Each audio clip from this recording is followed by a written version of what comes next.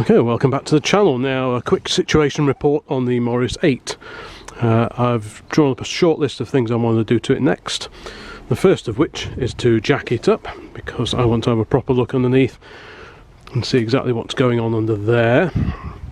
While it's up in the air, I will probably drain off the fuel again. I've done it once, but I think it would benefit to just drain it off again, and the fuel that's in there may have picked up a bit of the sludge, and that can come out, that drain out okay.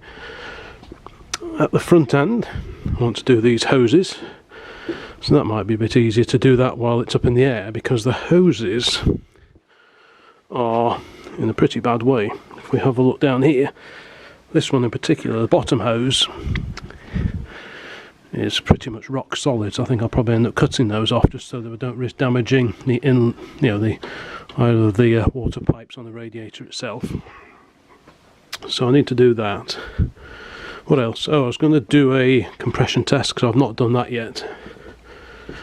Obviously I did one on the Talbot, and that revealed quite a lot about the health of the engine. So yes, I'll jack it up, compression test, drain this off, change the hoses, and yeah, change the oil again. So that's really the plan for now. I'll probably run it up again. The 6-volt battery, I swiped that because I was testing a few things in the Dodge truck. There's the interior, still looking as it was. I've not touched that. I've still not quite decided what to do with these seat covers, whether to risk taking them off and see what's underneath, or just leave them, because they have been there a long time, but they're not the best looking things in the world. It'd be nice to get this one moving along a bit. When I changed the oil in it last time, I put 2050 in it, really just to sort of wash some fresh oil around inside the engine, and then I'll drop that out again, I think, and put some straight 30 in and see how that goes. Some engines prefer some brands of 2050. I've noticed that before. I've had a car, at least on a couple of occasions, where you put one brand of classic 2050 in and it just starts using oil, burns it fairly quickly as soon as it's warmed up, whereas you put another brand in and it's fine, there's no problem at all. So I think because it looked like it was burning a little bit of oil when I last ran it, when it gets properly warmed through, I think until I've got a proper decent straight 30 in there, I won't know for sure exactly what state the engine is in. It could be that the rings are a little bit gummed up. I wouldn't be surprised at all, and a bit more regular running may just help that along a bit. So that'll be quite useful. But again, it wants to be up in the air, because at some point I need to look at the brakes as well. Does it need new wheel cylinders, or can I get away with just changing the seals? I'm not quite sure. I never have a great deal of luck with changing seals, but if it works, it's a much cheaper way of going about it. But until I know what condition the wheel cylinders are in, I won't know for sure. Same with the master cylinder. Until I have a look inside that, I won't really know which way to go.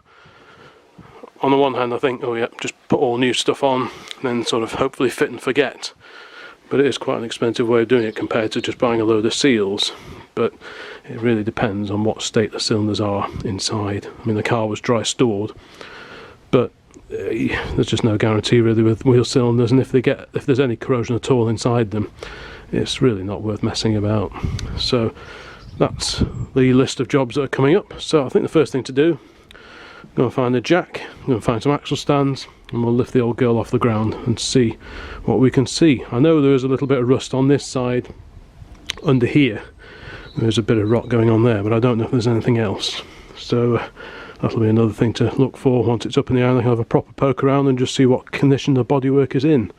It's a 1937 car, so it's done well to last this far at all, and it's pretty good. You know, the doors just open and shut really nicely. All the sill area is really good on it. The door pillars, you know, you can rock on the doors and it moves the whole car, not the pillar or the hinges. There's no play in the hinges at all. And the doors just shut perfectly, so it's a very straight old car.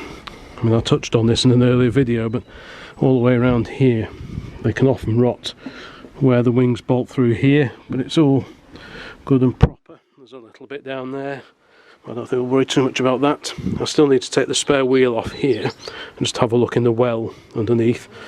because they can rot under there. But if it hasn't been allowed to get damp, there's no build-up of leaves, mud, etc., then it should be okay. Again, this side's just the same as well. It's a good straight little car, so I'd love to get this out and about. If the oil change doesn't cure the slight oil haze that comes out of the exhaust once it's warmed up, maybe I'll have to look at rings, which I might then have to look at getting the engine out. I mean, there is a spare engine with it, another engine did come with it, but I'm not sure what condition that's in. That could be worse than this one, so you know, there are still quite a few unknowns. Or do I look out for a reconditioned engine, or do I get this one done? There's lots of questions floating around in my mind at the moment, but first things first, and let's just do the first few jobs and then see where we go from there. So let's see if this jack works.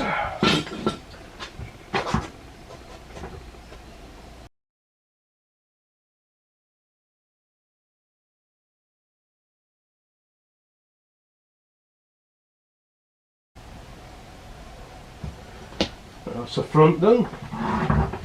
So let's go to the other end.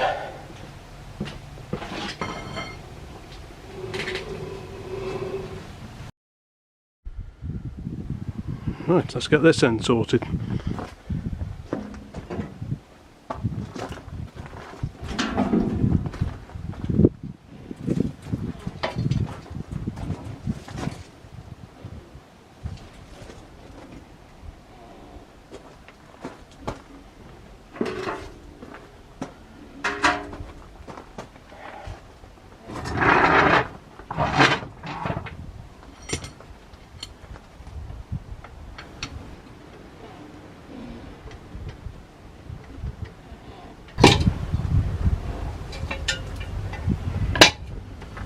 Pop some stands under.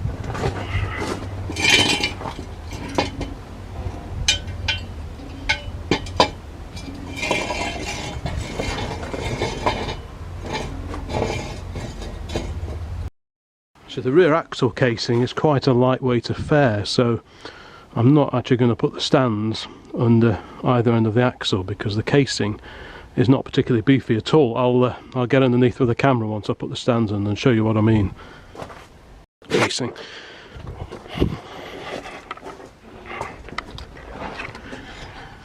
And it's not the beefiest thing I've ever seen. It's just a very lightweight sort of two-part. Looks like it's riveted together. So while you probably could put stands under here, I think it's a bit more substantial to put them under there, to be honest. At least for now, anyway. Actually, we can have a quick look at the I was talking about the well that the spare wheel sits in, and it actually looks not too bad. All this, a lot of like mouldiness almost. It's quite mouldy and damp, but it actually looks quite sound. There's a drain hole there, but overall that looks like it'll just clean up and wipe a load of oil over it, and we should be good with that, which is quite nice to see. The chassis all wants cleaning up. There's lots of surface rust. Inevitably there will be some welding somewhere on the body under here, apart from the bit that I know about at the front already. But overall, it could be a lot worse.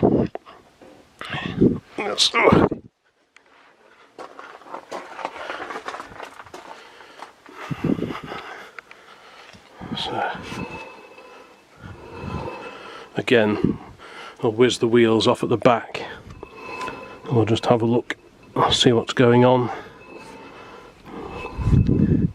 with the wheel bearings, have a look at the brakes, see what they're like. Like I say, have a proper look at the wheel cylinders and see whether they need replacing or just fresh seals. But after being sat for so long, I can't imagine I'll get away with just changing the seals. I'd be amazed if I would.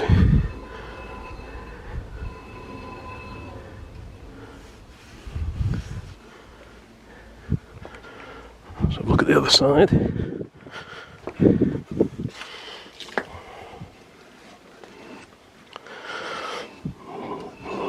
Brakes are rubbing a little more on this side, so they probably want adjusting. I think we can forgive it that. Okay, that's up in the air. That's all good, jolly good. So I think one of the first things I'll do is look at draining the coolant out and see if we can get these hoses off, because I don't have a great deal of faith. This one's not the worst I've ever seen, but that one down there is pretty old looking, and I don't think that's going to do a particularly good job. So there's no question about leaving that on. It can go, it can come off.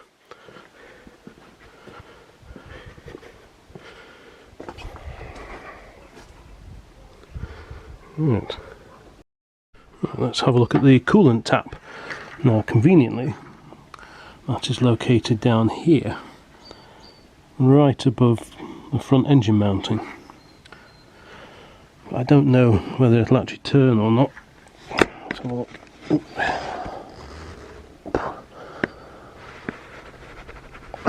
No.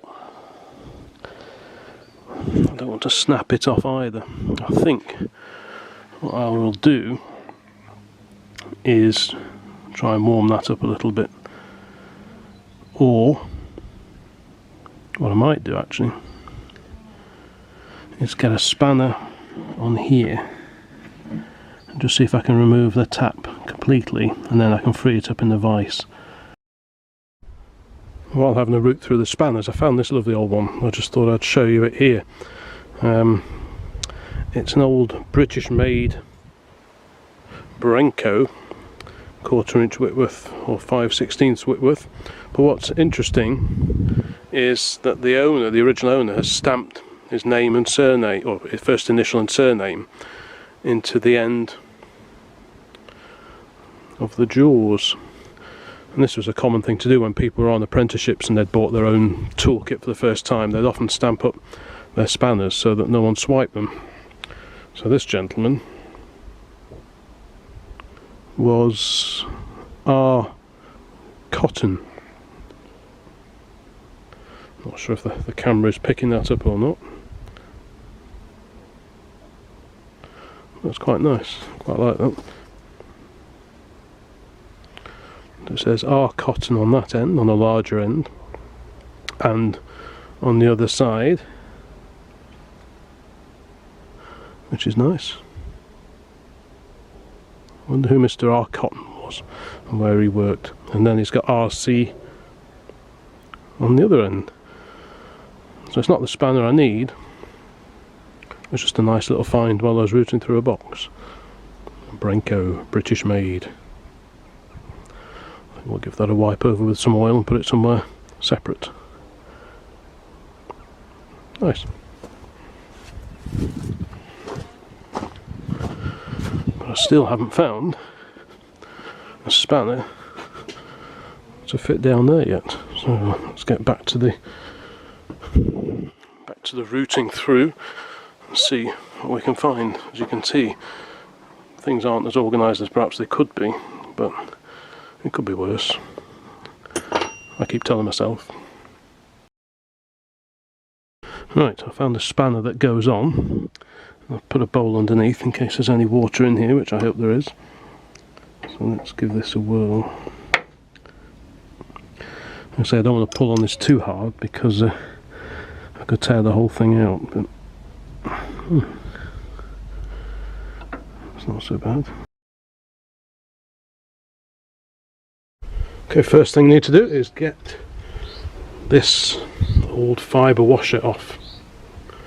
So we'll go and get Slasher and see if I can just get this off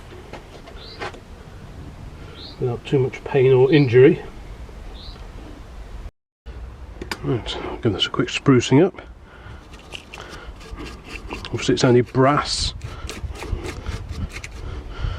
so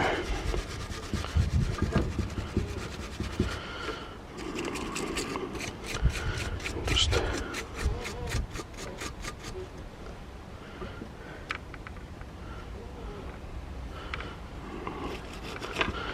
Just make it look a little bit more cared for.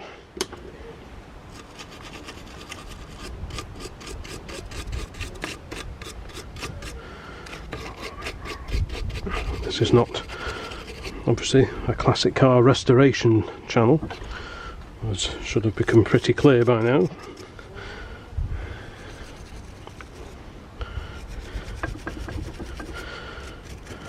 But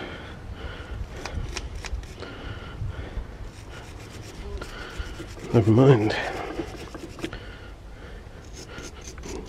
Really, if you think about it, classic cars are one of the ultimate examples of recycling, because you can take pretty much everything apart. Certainly cars of this age, well into the 50s, things typically can be dismantled, fixed, repaired and refitted, which is not something you can say for a lot of more modern cars.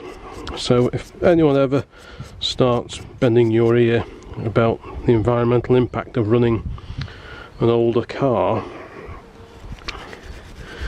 you can always remind them of that little fact, that we are the pioneers, probably not through intention, you know, I'm not going to be claim great virtuosity, but we are accidentally some of the pioneers of recycling old stuff. Because if this leaks, I'm sure if you took that pin out of there, this would all come apart, and you could probably put new seals inside here, so you don't have to just chuck it away and buy another one. And it's not made of some cheap rubbishy plastic that goes brittle like so many more modern car radiators are, and as soon as they go a bit brittle, you try and take a hose pipe off and they just snap off and you have to chuck the whole thing away. But these cars were designed to be fixed, and wherever possible, that's what I try and do.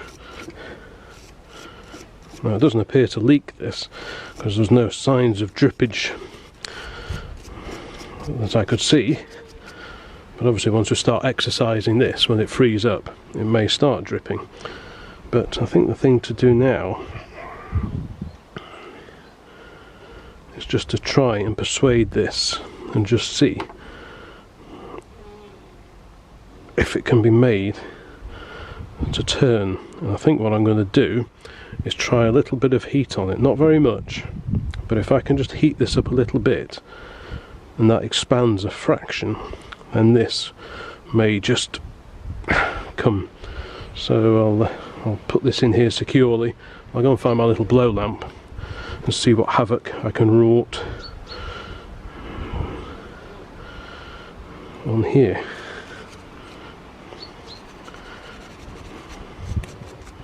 There we go. If I was so inclined, that would polish up really nicely, but that is probably about as far as it needs to go. Just do that afterwards. But let's go and get some heat on this and see what can be done.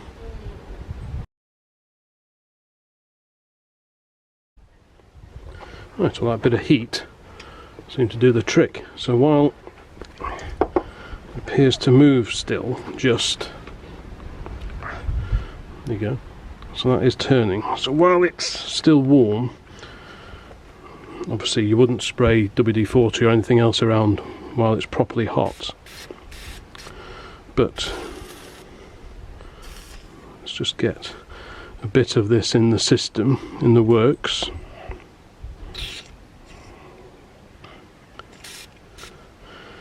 And see if we can just ease it up a little bit.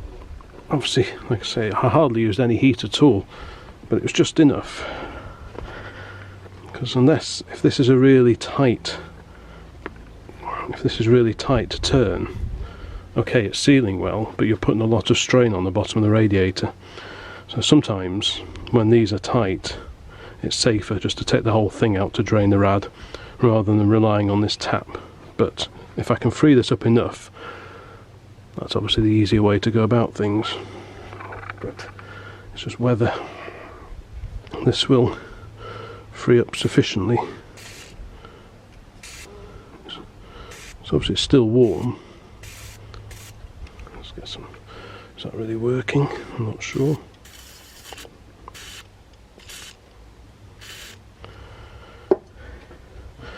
Other products are available, obviously. I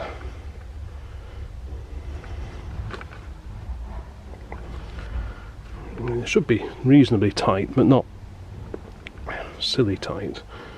And that is a little bit tight, really.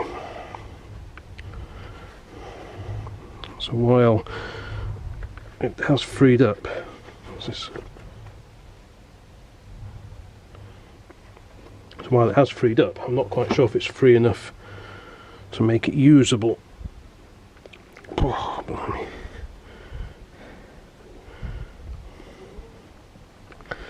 No, it's still way too tight. If you tried opening that, that would just tear out. So I think what we'll do, we'll clean this up, put it back into the closed position, and I think we'll put that back in. But I don't think, obviously put a new washer on here, felt washer. This is the one that came off. So we'll put a new one of those on there. We'll reinstate this.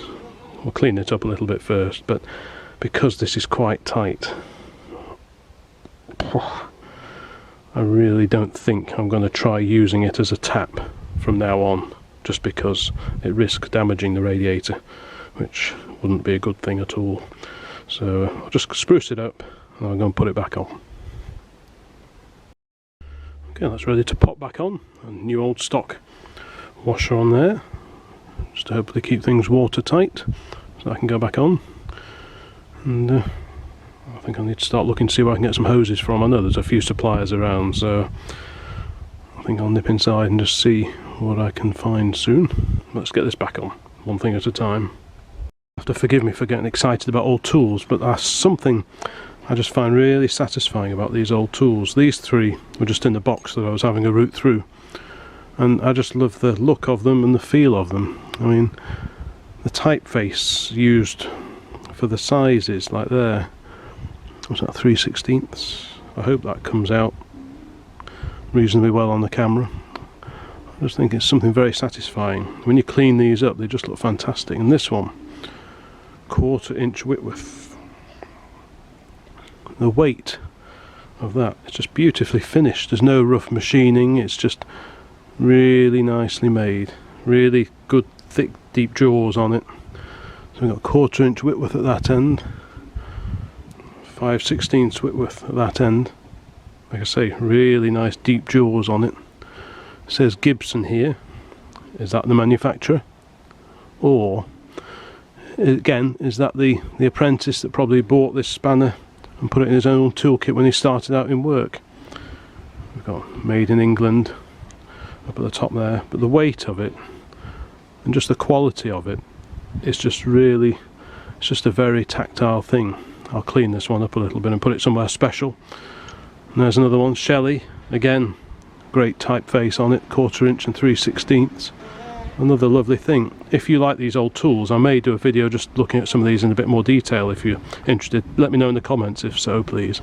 But I think we'll probably wrap this one up now, as it's getting a bit chilly and a bit windy, and it must be time for food fairly soon. But I just thought I'd show you these three and just try and explain what it is that I like so much about these old tools.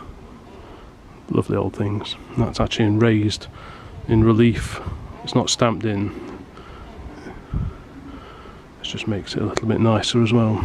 So much nicer than your cheapo tools that you get nowadays, I find.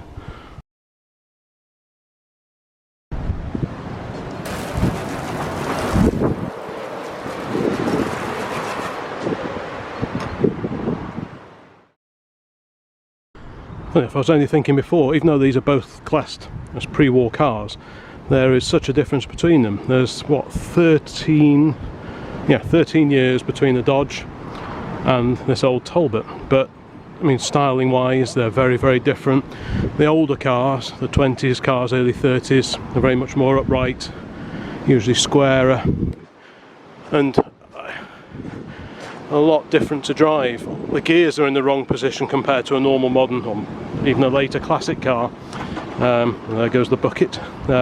Pedals are in the wrong order as well, so that makes things quite exciting. But by comparison, the Talbot is fairly conventional. It's a 4-speed gearbox plus reverse, obviously, which is off to the left and back. But when you talk pre-war cars, you really need to sort of specify, are you talking 20s, early 30s or late 1930s, because even though these are both pre-war, there is a world of difference really between the Dodge and this old Talbot.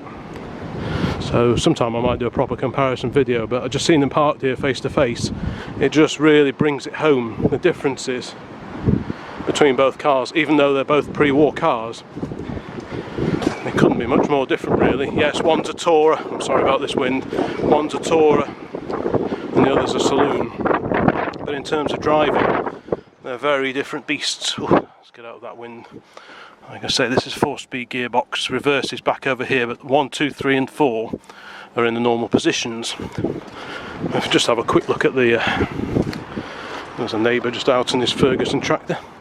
On this, reverse is across and down, so that's reverse.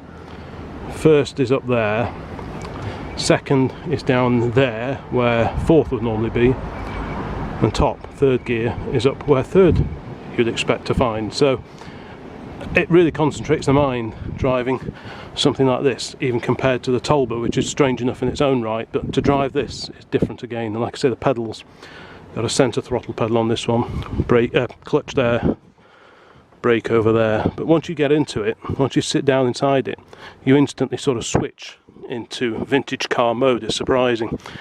And the gearbox, the gear positions don't tend to catch you out very often, well, not too often anyway. So yeah, anyway, that wasn't the point of this video. So like I say, sometime I'll do a proper comparison between vintage pre-war and late 1930s pre-war, because they are very different beasts.